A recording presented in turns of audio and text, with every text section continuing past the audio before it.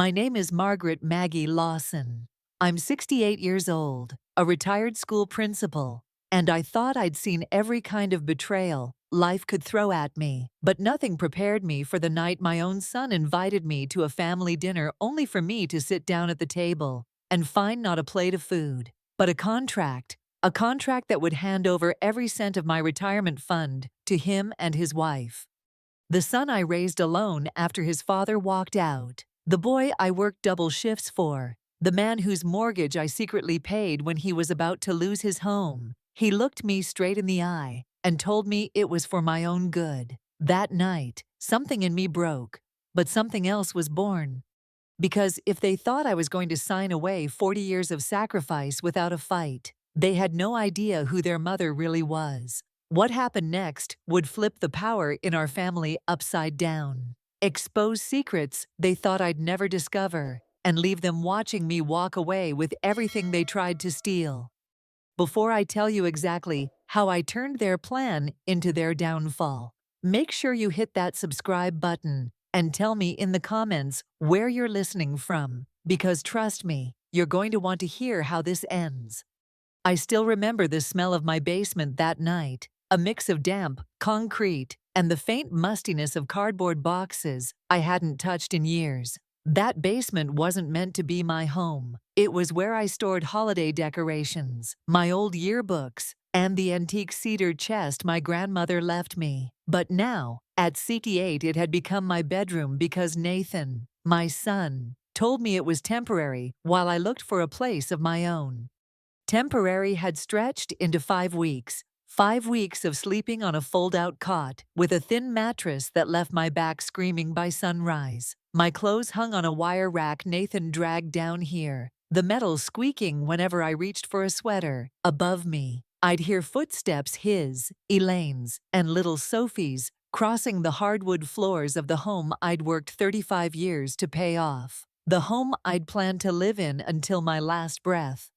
I told myself I was being patient, that after losing my husband and spending so many years as the family's safety net, I deserved a little grace in return. But every time I caught Elaine's cold, assessing glance like I was an inconvenient piece of outdated furniture, she didn't know how to get rid of that patience thinned.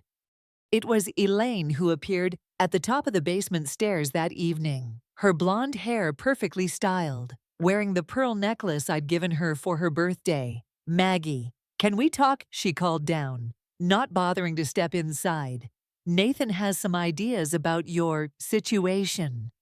Her tone made situation sound like a burden I'd created on purpose. I straightened my back, a habit from years of managing rowdy teenagers who could smell weakness from across the room. "What sort of ideas?" I asked.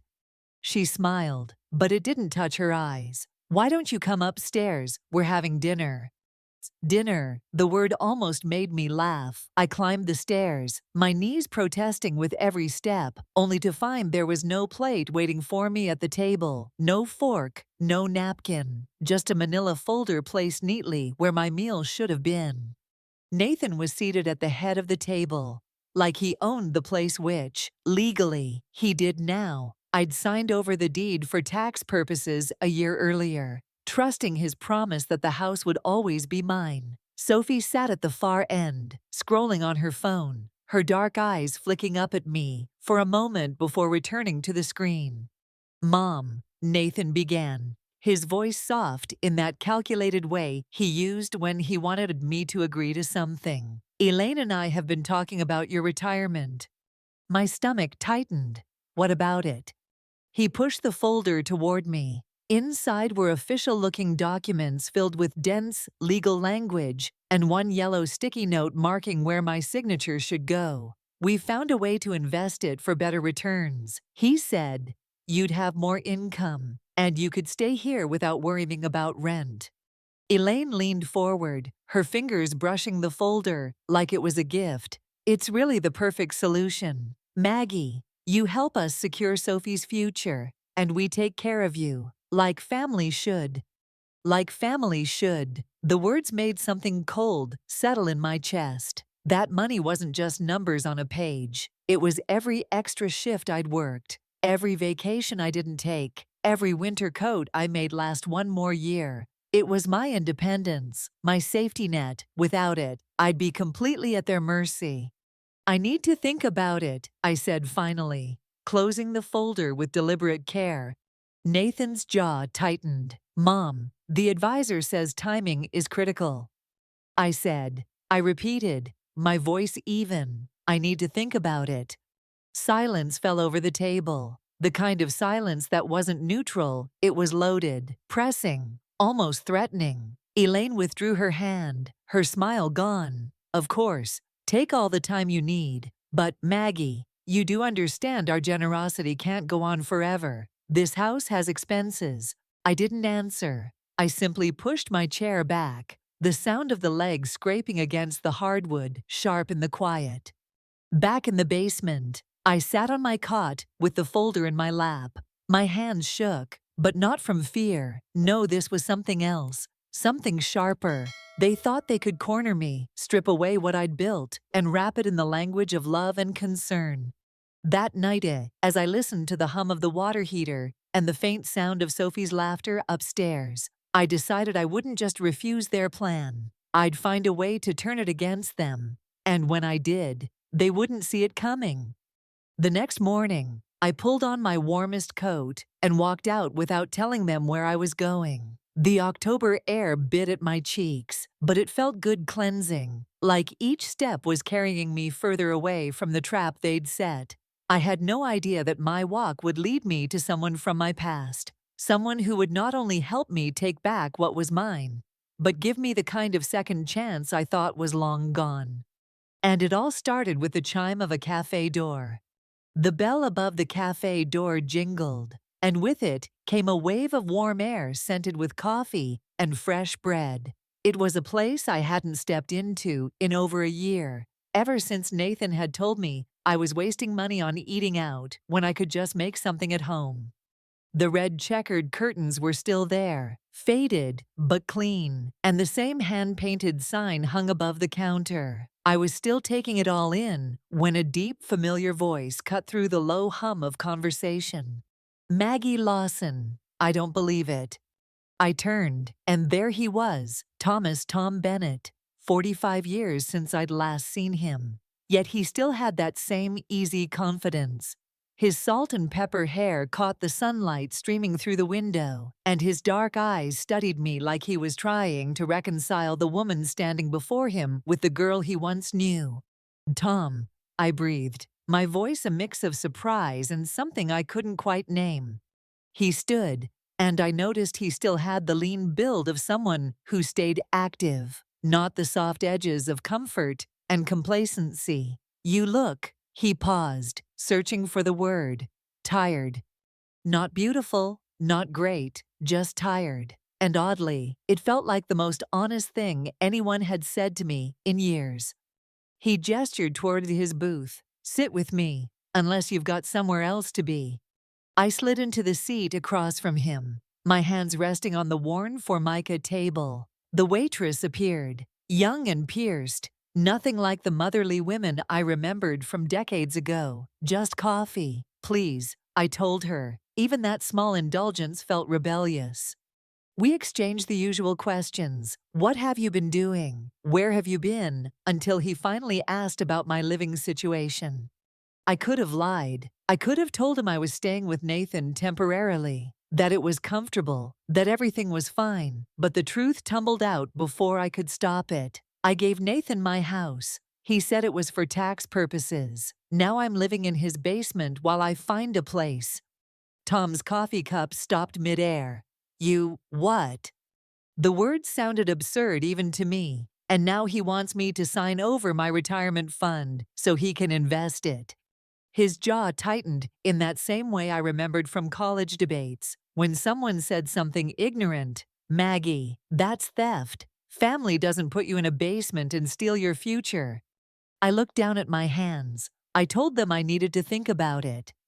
Good, he said firmly. Then, without hesitation, come work for me. I blinked. What?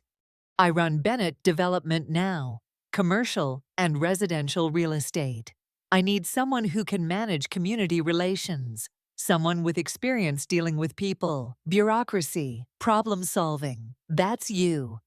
I opened my mouth to protest. Tom, I'm 68. I haven't worked in years. He cut me off. Starting salary $55,000. Benefits, company car. And no, it's not charity. You've been handling people your whole career. Maggie, this is a job. The numbers spun in my head. More than I made my last year as a principal. More than my Social Security and survivor benefits combined.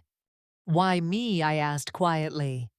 He smiled, just a little crooked like he used to, because 40 years ago, I was too stupid to choose you over a job offer. I'm not making that mistake twice. For a moment, neither of us spoke. The hum of the cafe wrapped around us, familiar and safe. And then I heard myself say, when would I start? Monday. I'll send a car. As I walked back toward Nathan's house later that morning, the damp October air no longer felt so heavy. I passed the street where the old library used to be, now replaced by sleek condos. Change had swallowed my neighborhood whole, but for the first time in years, I felt ready to take control of the changes in my own life. I slipped in through the basement door, unnoticed, the manila folder still sitting exactly where I'd left it. I set my purse down beside it and smiled, not a polite smile, not a smile for show, but a private, dangerous smile. Monday would come soon enough, and when it did, Nathan and Elaine would start realizing the game had changed. What they didn't know yet was that I'd also uncovered something else, a detail I hadn't shared with Tom last week. While looking for my winter coat in the basement storage, I found an envelope from the bank in a pile of Nathan's mail. It wasn't addressed to me, but the return address told me enough. The mortgage department. My house, the one I'd signed over for tax purposes, had been refinanced for a six-figure loan in Nathan's name, without a word to me. I didn't know yet exactly what I'd do with that information, but I knew one thing for certain: it was going to be my trump card. Monday morning arrived with the kind of crisp autumn air that made the city skyline look sharper, like the edges of everything had been freshly cut. At exactly 7:30, a black sedan pulled into the driveway. Through the kitchen window, I saw Elaine standing frozen, her coffee mug halfway to her lips, as a uniformed driver stepped out and opened the rear door for me. I'd chosen my best charcoal suit, the one I wore to my retirement ceremony, and a silk scarf Tom had mailed over the night before. As I climbed into the car, I gave Elaine a small, polite wave. The look on her face was priceless: confusion, suspicion, and just the faintest flicker of panic. Spencer Tower wasn't like the schools and district offices I'd spent my life in. It gleamed, all glass and steel, with a lobby so bright it felt like sunlight had been bottled and poured over the marble floors. Tom was waiting for me, looking every inch the successful CEO, but still wearing that grin that made me feel like we were 19 again. "You ready for your first day?" he asked, offering his arm, like we were walking into a dance rather than a corporate office. By lunch, I had a corner office, a stack of project proposals, and a title that felt heavier than I expected: Director of Community Relations, but heavy in a good way, like armor. Around 100, my desk phone rang. The caller ID made my stomach knot. "Nathan."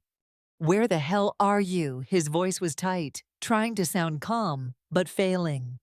"I'm at work," I said lightly. "Work? What work?" "I have a new job, Nathan, full-time, pays well, so you don't have to worry about me anymore. Da bishishin." There was a pause, then Elaine's voice in the background, sharp and urgent. He must have covered the receiver because I couldn't make out her words. When he came back on the line, his tone had shifted to something that was supposed to sound concerned. "Mom, we need to talk about the retirement papers. The advisor's coming tonight." "I won't be home for dinner," I said. "I have plans." "Maggie, this is about your security." "Yes, it is," I replied, and hung up before he could respond. When I set the phone down, I realized my hands weren't trembling anymore. That was when Nora, the marketing director, leaned in from the desk across the hall. Hypothetically, she said, if someone tried to get a family member to sign over their retirement fund, that's elder financial abuse. I let the words sink in. Elder financial abuse. It sounded clinical, like something you'd hear on a news segment, but it carried the weight of a felony. Nora gave me the number for an elder law attorney she trusted, Kristen Thompson, and I made an appointment for the very next day. That night, instead of sitting in the basement listening to muffled dinner conversations upstairs, I had dinner with Tom in a rooftop restaurant with floor-to-ceiling windows, over steak, and a bottle of wine that cost more than my old monthly grocery budget. I told him about the mortgage envelope I'd found. His fork froze midair. They've leveraged your house. It's in Nathan's name. If they default, the bank takes it. I'm sure they think I'll never know until it's too late. Tom leaned back, his eyes narrowing. Then you need to hit them where they think you're weakest, your willingness to protect them. I took a sip of wine, letting the bitterness of his words settle on my tongue. You're suggesting I stop protecting them. I'm suggesting you protect yourself, he said quietly. The next morning, I met with Kristen. After reviewing everything, the deed transfer for $1, the basement accommodation, the pressure to sign over my retirement, she looked at me with the kind of steady confidence I hadn't felt in months. Maggie, you have a solid case for deed reversal and damages, especially with the mortgage evidence. They've not only taken the property under questionable circumstances, they've encumbered it without your consent. What happens if I push forward? I asked. They'll be served, you'll be on offense, and they'll know you're not bluffing. That word offense lodged itself in my chest like a spark. For weeks I'd been reacting, retreating, absorbing the blows. But now, the idea of going on offense, it felt intoxicating. On my way back to the office, I stopped at a print shop and made 3 copies of the mortgage statement. One for Kristen, one for my records, and one for later for when I wanted to watch Nathan's face change in real time. By the time I reached my desk, Tom was leaning in the doorway with 2 cups of coffee. You look, he said, handing me one, like someone who's about to cause some very expensive problems for someone else. I smiled over the rim of my cup. You have no idea. What Nathan and Elaine didn't realize was that I wasn't just planning to take back my house. I was planning to take back my dignity, my independence, and every ounce of respect they'd stripped away. And when the reckoning came, it wouldn't be in the form of angry words over a kitchen table. It would be legal, it would be public, and it would be final. By Thursday morning, the first shot had been fired, and it wasn't from me. Kristen called just after I'd finished reviewing a neighborhood proposal in my office. Maggie, your son's attorney just left me a voicemail. She said, they want to clarify the circumstances of the property transfer before you move forward. I almost laughed. Clarify was lawyer speak, for we know we're in trouble. Did you call them back? I asked. Not yet. I wanted your permission to respond, in writing. That way, there's a record. Yes, I said immediately, and send them a copy of that mortgage statement while you're at it. When I hung up, I sat for a moment, savoring the image of Nathan opening that envelope. He'd realize in seconds that I knew everything about the loan, the refinancing, the fact that he'd gambled with something that was never truly his. That afternoon, I was in the middle of drafting a community impact report when my desk phone rang. It was the receptionist. Mrs. Lawson, your son is here. He says it's urgent. I took my time walking to the lobby. Nathan was pacing near the glass doors, his tie askew, eyes darting like a man looking for an escape route. The moment he saw me, he strode forward. Mom, what the hell are you doing? Working, I said simply, something you seem to think I'm incapable of. He lowered his voice, probably aware that the receptionist was openly eavesdropping. Elaine got a call from a law office. They said you're trying to reverse the deed, and he stopped himself, glancing around. They mentioned the mortgage. I met his gaze, holding it until he looked away. That mortgage is in your name, Nathan, without my consent. Do you have any idea what that means legally? His jaw worked, but no words, Mustafa, no words came out. You always told me you'd never do anything to hurt me. I continued, but you've been lying, and now you're panicking because you realize I'm not going to let you get away with it. His face flushed red. We were trying to protect the family. By stealing from it, my voice stayed calm, but the edge was unmistakable. You didn't protect anyone but yourself. He exhaled sharply, then tried a softer tone. Mom, if this goes to court, it's going to get ugly. The neighbors will hear. Sophie will hear. Do you really want that? I stepped closer, lowering my voice to match his. You should have thought about Sophie before you put me in a basement and tried to drain my retirement. If she hears the truth, that's on you. Before he could answer, Tom's voice came from behind me. Nathan, I believe you've made your point. Now you need to leave. Nathan froze. He'd clearly met Tom before, probably at the cafe when they were teenagers, but the man standing there now was all steel and authority. This is between me and my mother, Nathan muttered. No, Tom said, his tone sharp enough to cut glass. It's between you and your mother's attorney now, which means it's no longer a conversation, it's a legal matter, and you're on my property. The color drained from Nathan's face. Fine, he said tightly, but don't think this is over. Oh, I said, stepping back toward my office. I'm counting on it not being over. When he was gone, Tom followed me inside and closed the door. You handled that well, he said, but be ready. People like him, when they lose control, they get reckless. I nodded. I'd spent decades managing entitled parents at the school, mediating fights between teachers and the board. But nothing in my professional life had prepared me for my own son treating me like prey. That evening, Kristen emailed me a draft of the formal demand letter. It was short, precise, and devastating. Return the property within 30 days. Vacate immediately upon deed transfer, and cease all contact regarding retirement funds. Failure to comply would result in civil and potential criminal proceedings for elder financial abuse and fraud. I read it 3 times before hitting approve. The next morning, the letter went out by certified mail. By lunchtime, I had a voicemail from Elaine, her voice high, trembling, but still managing to sound condescending. Maggie, I don't know what's gotten into you, but this is extreme. We could have worked something out like adults. Sophie's upset. I'm upset. This is not how family treats each other. I deleted it without responding. Because the truth was, the moment I sent that letter, something shifted inside me. For the first time in months, I wasn't just defending myself, I was pushing back, and I could feel Nathan and Elaine scrambling to catch up. It was only a matter of time before the next move, and when it came, I'd be ready. It didn't take long for the storm to hit. By Monday morning, Kristen had already forwarded me a scanned copy of Nathan's official response. His lawyer had chosen words like misunderstanding, temporary arrangement, and family goodwill, phrases meant to make my claims sound petty and unfounded.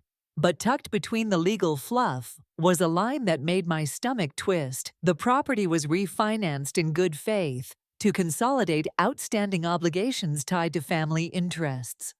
Family interests. I knew enough legal language to translate that into plain English. They'd used my house as collateral for their debts. I was still staring at the screen when Nora appeared at my door. You've got a visitor, she said, raising an eyebrow. She's not happy.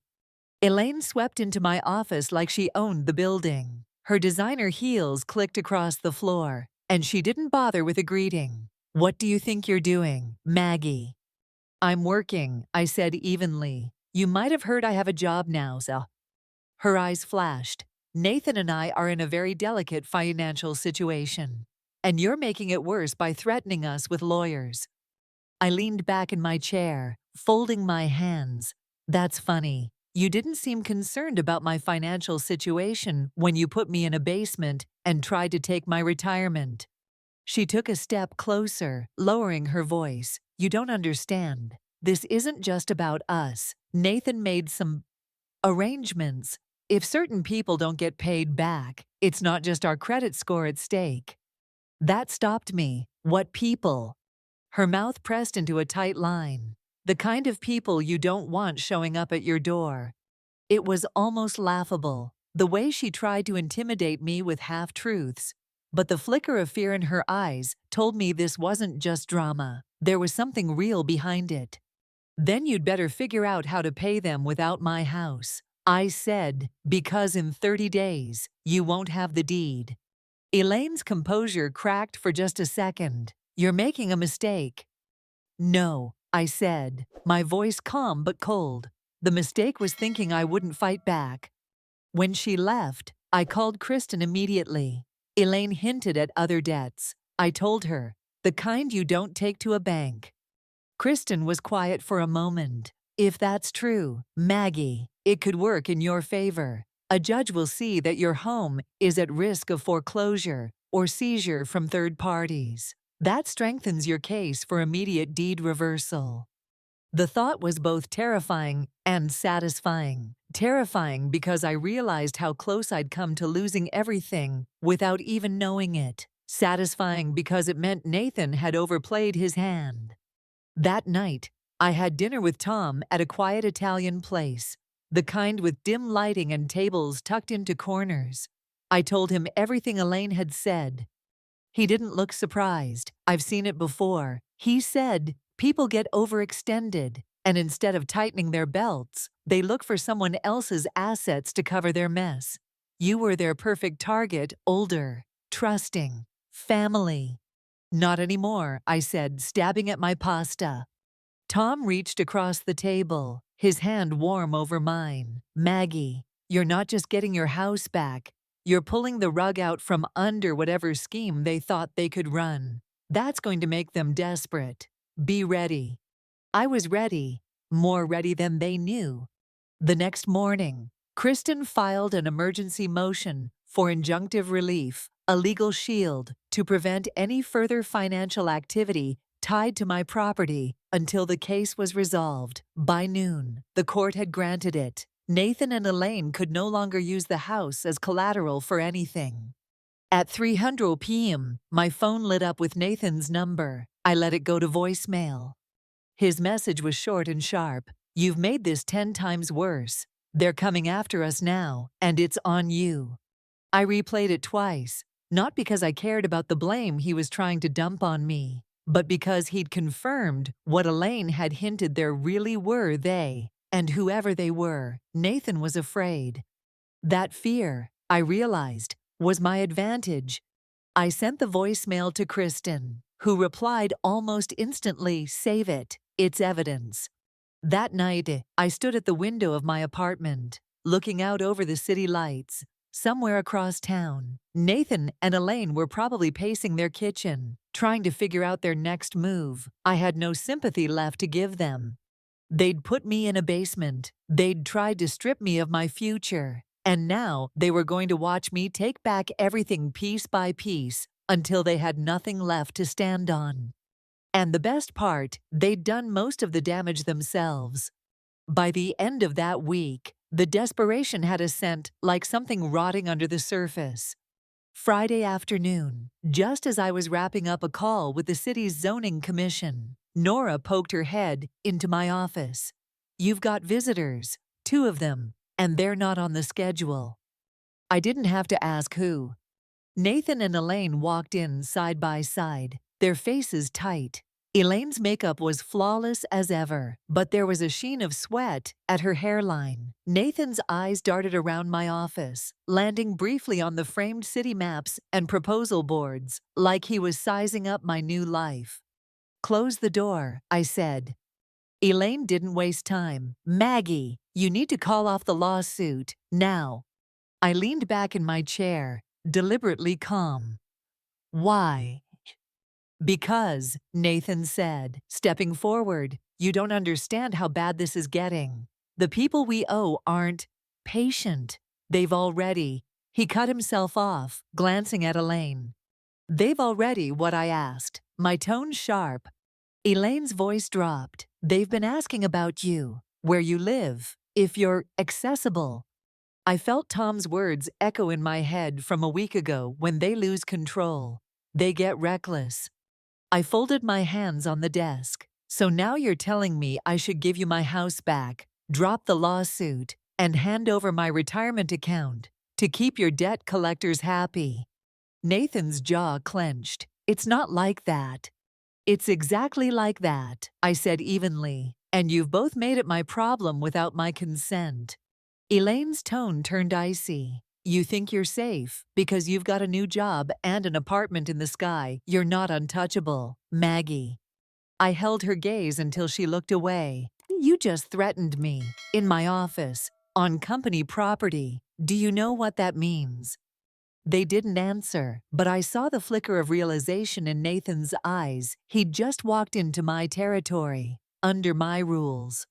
I reached for my phone, pressing the intercom. Nora, can you come in here a moment? She appeared almost instantly. Yes. Could you please escort my guests to the lobby? Nathan's mouth opened, but I cut him off. We'll speak again through our attorneys. And Nathan, the next time you try to intimidate me, remember this meeting is being recorded. Building policy. The color drained from his face. Elaine's lips pressed so tight they turned white. Once they were gone, Nora shut the door and raised an eyebrow. Everything okay? Better than okay, I said. I think they just gave me more leverage. That evening, I sent Kristen a summary of the meeting. She called me within the hour. Maggie, if they're hinting at threats or harassment from third parties, that's even more reason for the court to expedite the deed reversal. You could get a protective order as well. A protective order, I repeated slowly. The idea of legally forcing them and anyone connected to them to stay away was intoxicating. Kristen agreed to file the motion first thing Monday. That weekend, I stayed close to the apartment, partly out of caution, partly because I wanted to be ready for anything. Tom stopped by Saturday afternoon with takeout and a folder. I did some digging, he said, sliding it across the coffee table. Inside were photocopies of public records, highlighted in yellow. Nathan and Elaine took out 2 additional lines of credit in the last 6 months, both in default. My chest tightened. Were they both against the house? One was, the other's unsecured. But the lender's reputation. Let's just say they don't send polite reminder letters.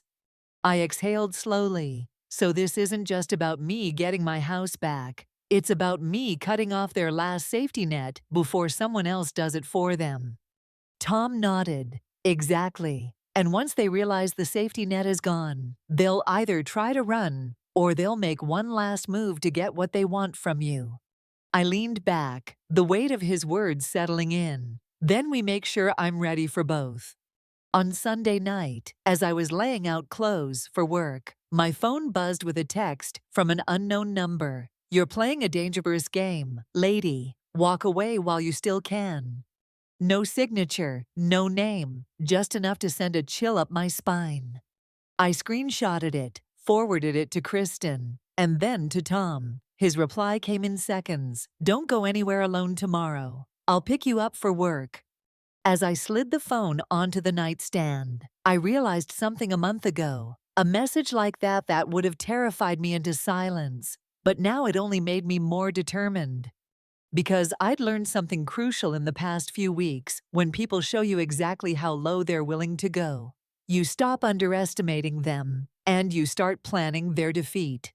Monday morning, Tom insisted on picking me up. The black sedan idled outside my building, its tinted windows reflecting the pale winter light.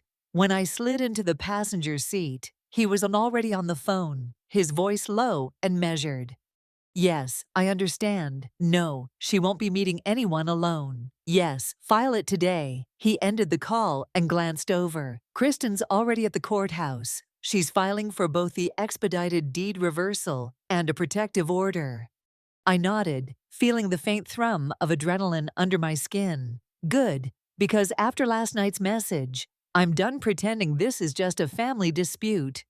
At the office, the day moved in a blur, a meeting with the Planning Commission, calls with community leaders, emails to finalize a neighborhood redevelopment proposal. For a few hours, I could almost forget the war happening outside these walls. Then, at 2:15, Kristen called. We have a hearing date, this Friday. That fast. Given the circumstances, the threats, the financial risk, your age, the judge prioritized it. Maggie, if this goes our way, you could have the deed back within a week. A week, the word lit up something fierce in me. I didn't have to wait long for Nathan and Elaine to react. At 4:30, my desk phone lit up with an incoming call from the receptionist. They're here again, she said. Do you want me to tell them you're unavailable? No. I said, send them in. They entered like a storm, Nathan tight-lipped, Elaine in a designer coat that probably cost more than my first car. You're taking this to court, Nathan demanded. Yes, I said, and you'll be there too. You don't understand, Elaine snapped. Those people. I understand perfectly. I interrupted. I understand you put my house on the line for your debts. I understand you tried to take my retirement. And now I understand you're trying to use threats to scare me into backing down. Nathan's voice rose. You think a judge is going to take your side just because you're a 68-year-old widow with proof of fraud, undue influence, and financial abuse? I cut in. Yes, Nathan, that's exactly what's going to happen. Elaine's eyes darted to the corner of my office, where Tom stood leaning casually against the wall, his arms crossed. She must have realized he'd been there the whole time. You need to walk away from this, Nathan said, his tone shifting to something almost pleading. We can fix it, Mom. We can make it right without dragging everyone into court. I leaned forward, my voice low. If you wanted to make it right, you'd have come to me months ago. You'd have admitted what you did and undone it. But you didn't. You lied. You took. And you treated me like a problem to be managed. Elaine straightened, her mask slipping for just a moment. If you do this, you'll never see Sophie again. For a heartbeat, the room went silent. Then I smiled small, cold, and certain. If you try to use Sophie as a bargaining chip, you'll be explaining that to a judge too. And when she's old enough to know the truth, she'll know exactly why you lost her. Nathan looked like he wanted to say more, but Tom stepped forward. I think we're done here. They left without another word. Friday came faster than I expected. The courtroom was small, sunlight streaming through tall windows, the air heavy with that faint scent of paper and varnish. Nathan and Elaine sat at their table, whispering furiously with their lawyer. Kristen was calm beside me, her files neatly stacked. When it was our turn, Kristen presented everything: the deed transfer for $1, the mortgage statements, the pressure to sign over my retirement, the threatening messages. She even played Nathan's voicemail about they're coming after us now, and it's on you. Nathan's lawyer tried to spin it, claiming I'd misunderstood their intentions. But when the judge asked him point blank why a house transferred under family goodwill had been used as collateral for 2 separate loans, his answers faltered. By the time Kristen finished, the judge's expression was set like stone. Given the evidence, she said, the court finds in favor of the petitioner. The deed transfer is hereby reversed, effective immediately. The respondents are ordered to vacate the property within 14 days. Additionally, a protective order is granted, prohibiting any harassment, intimidation, or contact outside of legal counsel. I felt my shoulders drop, like I'd been carrying a weight for months without realizing how heavy it was. Outside the courthouse, Nathan avoided my gaze. Elaine stared straight ahead, her lips pressed into a hard line. Kristen handed me a copy of the order. You did it, Maggie. Tom smiled beside me. No, she won. And in that moment, I knew this wasn't just about getting my house back. It was about reclaiming every piece of myself they'd tried to take. 2 weeks later, I stood in the doorway of my own home, sunlight spilling across the hardwood floors I'd refinished with my own hands 20 years ago. The air smelled the same faintly of cedar and the lilac candle I always kept in the front hall, but it felt different now. It felt mine again. Nathan and Elaine were gone. The rooms were quieter, lighter, as if the walls themselves had been holding their breath. I didn't feel triumphant in the gloating sense. I felt steady, grounded, free. Sophie came to visit the next weekend. We baked cookies in the kitchen like we used to. And when she asked, "Grandma, are you happy now?" I looked her in the eyes and said, "Yes, sweetheart, I am, because I remembered who I am, and I didn't let anyone take that away." The truth is, revenge doesn't always look like shouting matches or slammed doors. Sometimes it's paperwork. Sometimes it's walking into a courtroom with your head held high and walking out with your life back. So if you're listening to this and you've ever been made to feel small, powerless, or trapped, remember you can fight back and you can win. Thank you for staying with me through this story. If you enjoyed it, hit that subscribe button and tell me in the comments where you're listening from, and maybe share your own story. You never know who might need to hear it. Because freedom, once you've tasted it, is worth every single step it takes to get there.